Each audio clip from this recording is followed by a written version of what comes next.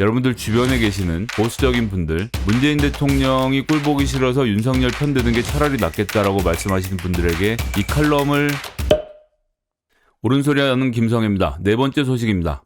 신현수 동아일보 논설위원이 사표를 제출했습니다. 검찰개혁 주장한 동아 논설위원 사표 제출. 28일 오전 회사에 사표를 냈다라고 본인이 밝혔습니다. 페이스북에 드디어 자유인이 됐다. 회사에 사표를 냈다고 밝힌 뒤 그동안 제가 칼럼을 쓰면 독자들이 동아일보 맞아? 저 사람 아직 안 잘렸어? 댓글을 종종 달았다. 그때마다 저는 동아일보 이미지를 바꾸는데 내가 얼마나 귀한데 잘려? 회사가 필요하니까 나를 쓰지라고 생각했었다. 착각이었다. 라고 밝혔다는 겁니다. 31년간 다닌 회사를 한순간에 그만두려니 만감이 교차했다.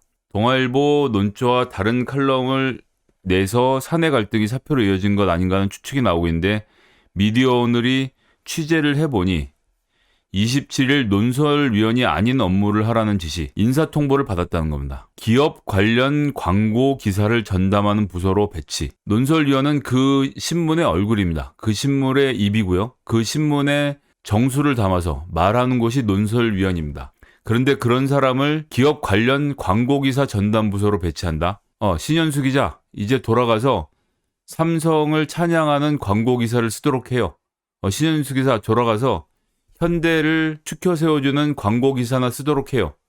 이 논설위원에게는 참을 수 없는 모욕이었을 것입니다. 24일 검찰은 왜 반성하지 않나라는 칼럼을 써서 문제를 제기했다가 31년 다녔던 직장을 그냥 때려치고 나왔다라는 것입니다. 여러분들 주변에 계시는 보수적인 분들, 문재인 대통령이 꼴보기 싫어서 윤석열 편드는 게 차라리 낫겠다라고 말씀하시는 분들에게 이 칼럼을 보여드렸으면 좋겠습니다. 검찰은 왜 반성하지 않나? 1991년 강기훈 유서 대필 사건은 충격적이었다. 남의 유서를 대신 써주고 자살을 방조하다니 상식적으로 가능한 일인가 의아하긴 했다. 그렇지만 설마 검찰 수사 결과인데 맞겠지 했다. 아니었다. 과거사 정리위원회 조사 결과 검찰의 조작으로 드러났다. 강 씨는 2015년 대법원 재심에서 무죄 판결을 받았다. 정억리는 승리했나? 아직 아니다. 누명을 쓴 강 씨는 재심을 받기 위해 24년이나 투쟁하면서 암까지 얻었다. 무고한 사람에게 반인륜적 범죄를 뒤집어 씌우고 그 이후로도 진실규명을 방해했던 검사들은 승승장구하며 출세했다. 사건이 일어난 당시는 노태우 군사독재에 반대해 대학생들의 시위가 줄을 잇던 때였다. 유서 대필 사건은 민주화 세력을 도덕적 궁지로 몰고 정권에 유리하게 전국을 반전시켰다. 수십 년 뒤 무죄가 났지만 검찰의 조작 수사는 이미 정치적 효과를 다 누렸고 피해자는 여전히 고통받았다. 최근 밝혀진 조작 사건들에는 언제나 검찰이 있었다.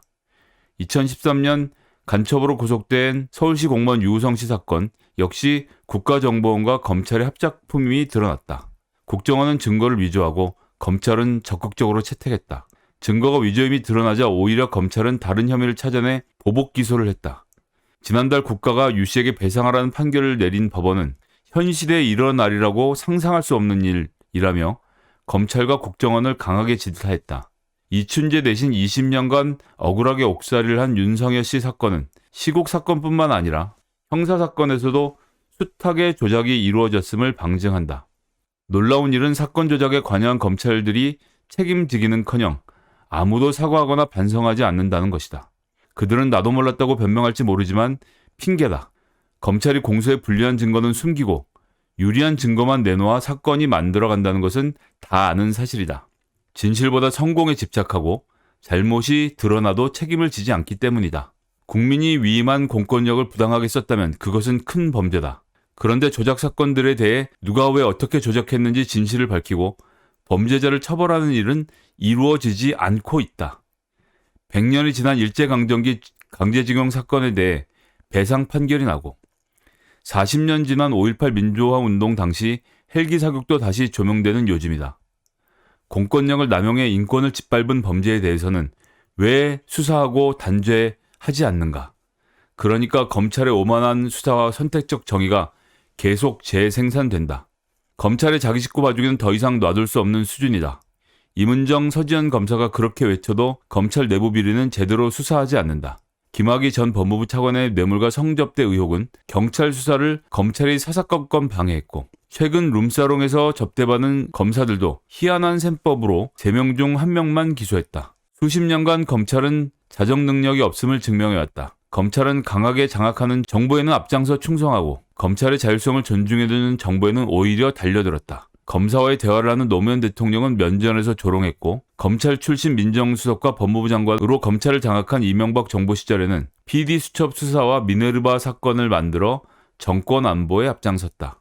검찰은 사법부가 아니라 행정부다. 독립성과 자율성을 인정해 준다고 바뀌지 않는다. 기소권과 수사권을 분리해 지나친 힘을 빼고 검찰도 잘못하면 수사, 기소할 수 있는 별도 기관을 만들어 견제해야 한다. 검찰개혁은 이제 첫 발을 뗐다.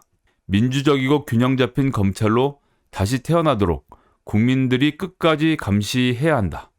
한마디 뺄 말도 보탤 말도 없습니다. 동아일보 신현수 논설위원회 논설. 이 논설을 쓰고 그 다음날 기업 광고 기사를 쓰는 부서로 발령받고 사표를 던진 신현수 논설위원. 그 용기에 박수를 보내드리고요. 저희도 이 칼럼 함께 읽으면서 검찰개혁이 왜 필요한지 보수적인 시각에서도 한번 함께 곱씹어 봤으면 좋겠습니다.